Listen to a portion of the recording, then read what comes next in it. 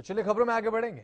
Bharatiya Janata party के पूर्व प्रदेश अध्यक्ष सुभाष बराला ने हरियाणा न्यूज के साथ खास बातचीत की और साथ ही कांग्रेस के प्रदेश अध्यक्ष उदय भान पर जमकर निशाना साधा। सुनवाते हैं आपको।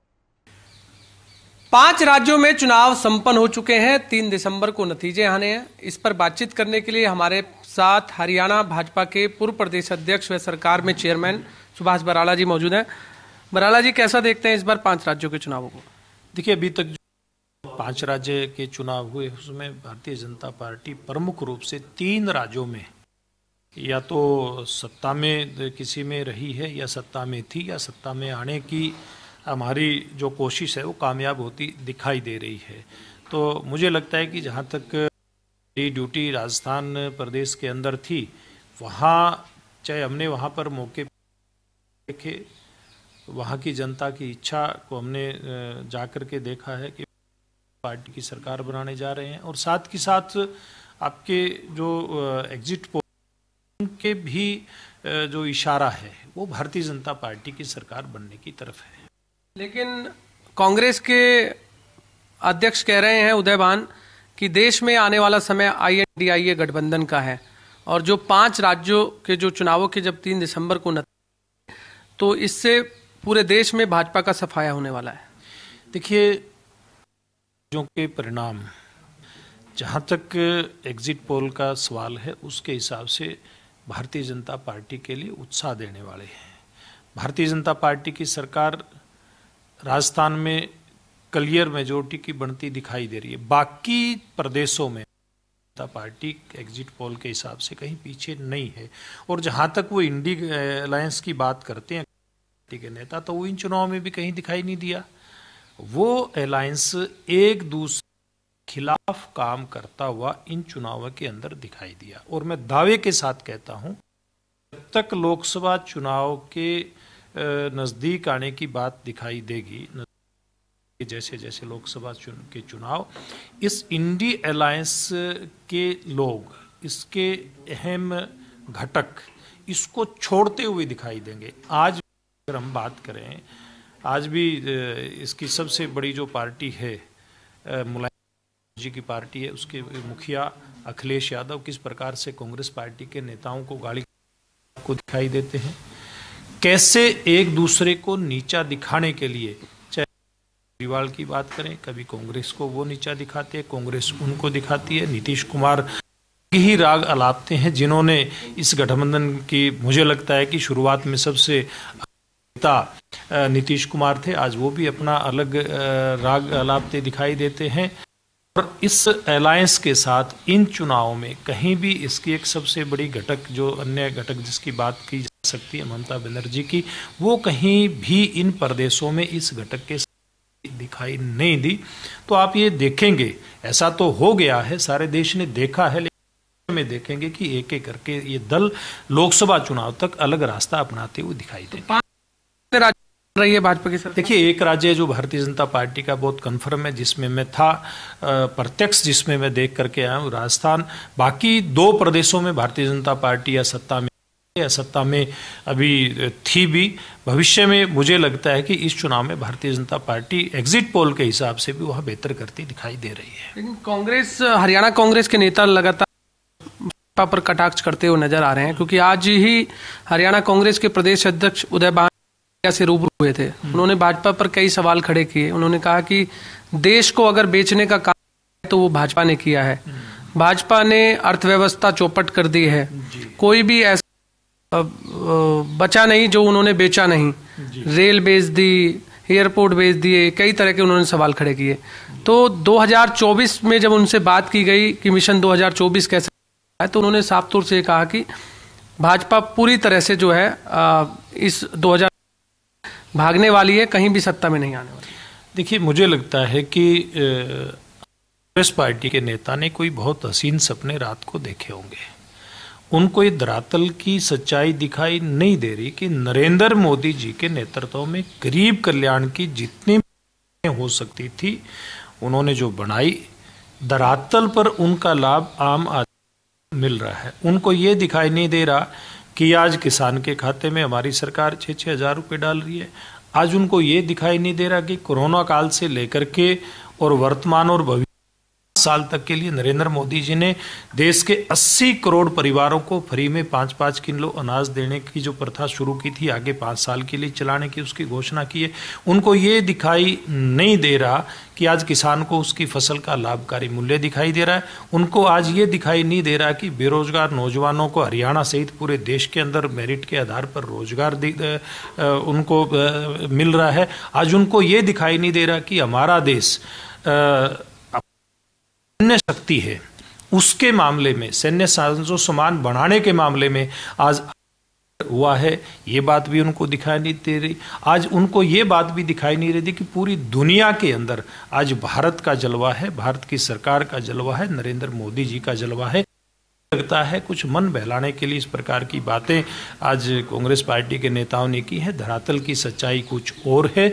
आज हरियाणा की जनता, देश की जनता भारतीय जनता पार्टी से पूरी तरह और भविष्य में इसी आधार पर भारतीय जनता पार्टी को देश की जनता मौका देने वाली है। कि हरियाणा तो बेरोजगारी में नंबर 1 है। आप कह रहे हैं कि बेरोजगार हमने हरियाणा के युवाओं को दिया है। दूसरे आपकी विकसित भारत संकल्प जन संवाद यात्रा जो निकल रही है उसको भी एक सेल्फी पॉइंट की तरह दिया है कि केवल ये सेल्फी पॉइंट यात्रा है और कोई अंतिम व्यक्ति तक पहुंचने का योजनाओं का लाभ नहीं मिल रहा है, केवल सेल्फी पॉइंट। देखिए, मुझे लगता है कि इस मुगालते में रहेगी तो वो हमारे लिए तो अच्छा है ही पार्टी के नाते, और के लिए भी अच्छा है जब उनको ये दिखाई नहीं दे रहा कि पूरा देश, पूरा हरियाणा अगर रोजगार के मामले की बात करें, कांग्रेस पार्टी के राज में जो युवाओं की नौकरियां छीनी उसको याद करता है।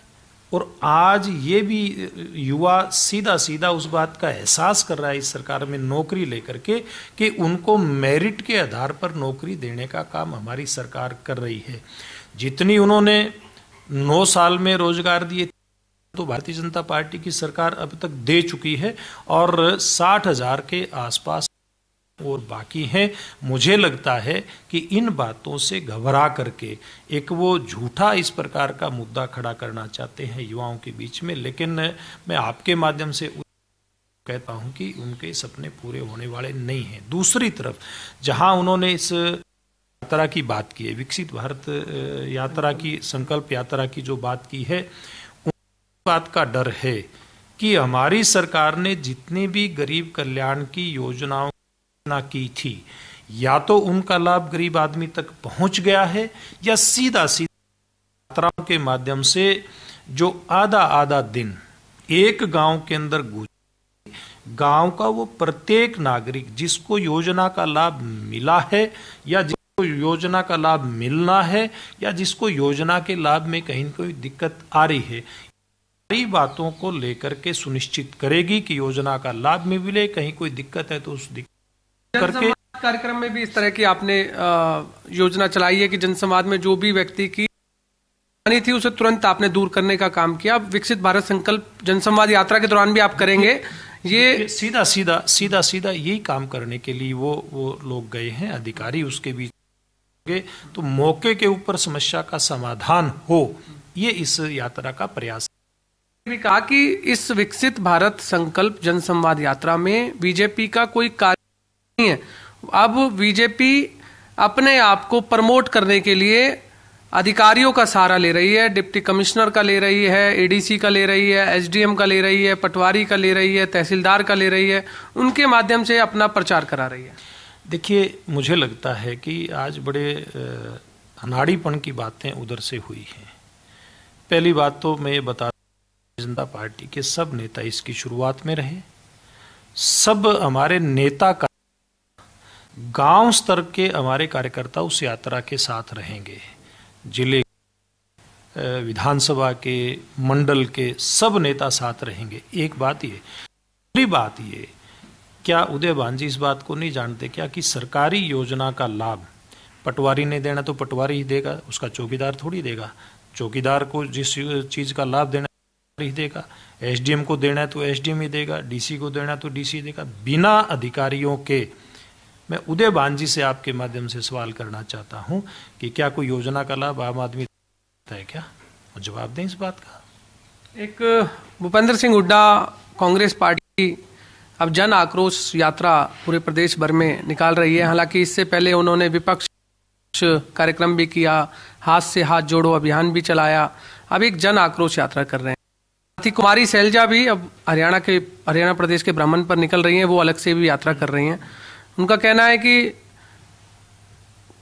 सत्ता पक्ष के खिलाफ, भाजपा के खिलाफ कांग्रेस का नेता जो है यात्रा कर सकता है, उसमें किसी को भी मना नहीं है। भाजपा का सफाया करना है, इसी संकल्प के साथ कांग्रेस के नेता यात्रा कर रहे हैं। देखिए, जैसे आपने कहा कि वो कह रहे हैं वो पहले उन्होंने हाथ से हाथ जोड़ो यात्रा हरियाणा प्रदेश में निकाली, ना तो उनके हाथ खुद के जुड़े, ना उनके नेताओं के दिल जुड़े। कुमारी शैलजा दिशा में चल रही हैं, रणदीप सिंह सुरजेवाला अगली दिशा में चल रहे हैं, आगे किरण चौधरी जी किसी दूसरी तीसरी दिशा में चलती दिखाई देती हैं। क्या हाथ मिलते हुए दिखाई दिए क्या?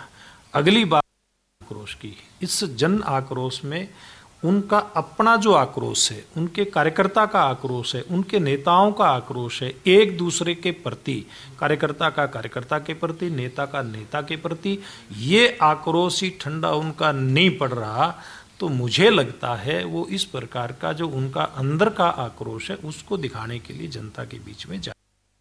2024 को लेकर हरियाणा भाजपा की क्या तैयारी और इन 5 के नतीजों से कितना प्रभाव हरियाणा पर पड़ने वाला है? देखिए, जहाँ तक तैयारी की बात है तो भारतीय जनता पार्टी हमेशा अपनी बूथ की तैयारी को लेकर के चलती है और वो तैयारी हमारी लगातार चलती रहती है।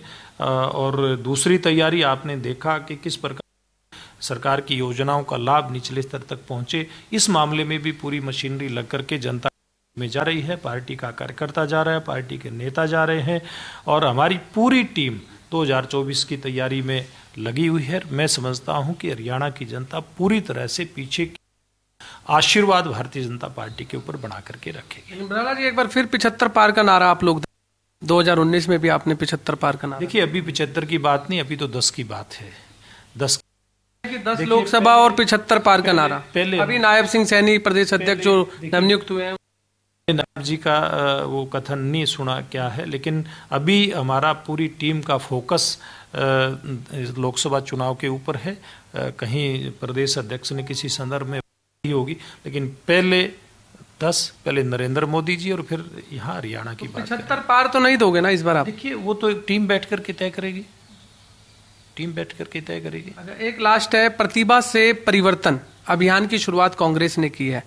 इस बार ऑफलाइन उन्होंने एक स्कैनर दिया है, आप कांग्रेस की सेवा करना चाहते हैं, कुछ उसमें पद भी हैं जिसमें प्रवक्ता हैं, वक्ता हैं, सोशल मीडिया कंटेंट हैं, इसके अलावा ग्राफिक डिजाइनर हैं, अनेकों पद उन्होंने निकाले हैं। उनका कहना है कि इस बार कांग्रेस ऐसे होनहार लोगों को, युवाओं को, महिलाओं को ढूंढ रही है जो राजनीति में आना तो चाहते हैं लेकिन किसी कारणवश आ नहीं पाते। तो अब इस अभियान के तहत वो जुड़ सकते हैं और इससे पहले उन्होंने मध्य प्रदेश में ये शुरुआत कर चुके हैं और लगभग उन्होंने इस अभियान से जोड़ा है। हरियाणा की बारी है, कैसे देखते हैं? देखिए, प्रतिभा दिखाई दे रही ना, मंच के ऊपर जो उत्तम पैजार दिखाई दे रही है, प्रतिभा दिखाई दे रही है। जब फोटो सेशन होता है बहुत सीनियर नेताओं का, अपने प्रदेश अध्यक्ष को पांव में बिठाया जाता है, ये प्रतिभा दिखाई दे रही है। बहुत बहुत धन्यवाद। आपने सुना हरियाणा भाजपा के पूर्व प्रदेश अध्यक्ष व सरकार में चेयरमैन सुभाष बराला, जिनका कहना है कि जो कांग्रेस की प्रतिभा है वो साफ तौर मंच पर दिखाई देती है और साथ ही लगातार 5 राज्यों के जो नतीजे आने हैं उस पर भी सुभाष कहा कि 3 राज्यों में भाजपा की सरकार बनने वाली है और आने वाला जो 2024 का मिशन है उसमें भी नरेंद्र मोदी की सरकार केंद्र में बनेगी। कैमरा गुलशन ग्रोवर, चंडीगढ़।